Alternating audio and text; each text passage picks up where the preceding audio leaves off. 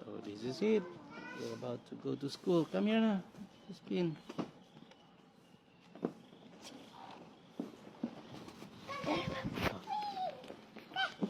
Motorcycle in the morning.